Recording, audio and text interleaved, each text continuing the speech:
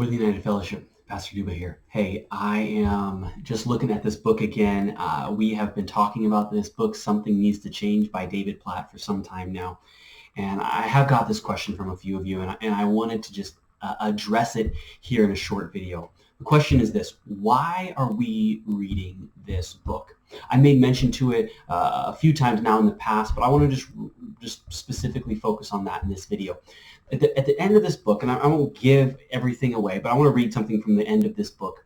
No matter where you are in this is the direction that we're going. It says this: as you take the challenge I have outlined above, I offer you this guarantee. The more you give your life to spreading the love of Jesus in a world of urgent need, the more you'll experience the joy of Jesus in your life. I promise you, there are few things more fulfilling than bringing hope to the hurting, becoming family to the forgotten, announcing freedom to the captive, and leading those on a road to eternal death to know eternal life. That really right there is why we are reading this book. Because yes, as you've been reading this, your heart may ache as he shares some stories.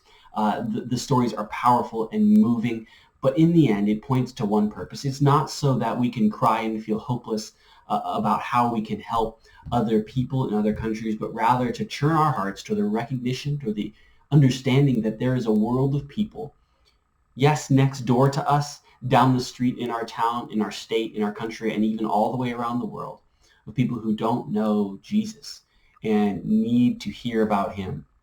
This is not a social justice kind of push or anything. This is simply to turn our hearts to remember the power of what lostness can lead people towards, and also show us the power of what the gospel can do when people can hear and know about the love of Jesus. The vision for our church is to know, love, and to serve Jesus, but sometimes our hearts can become complacent, can become stagnant, apathetic, perhaps, to the real spiritual need that not only surrounds our neighbors and those close to us, but also that reaches around this world. This book is something that just reminds us of the spiritual need of that. The scriptures are clear about that, but the stories in this, we feel just really bring that to life in a unique and powerful way.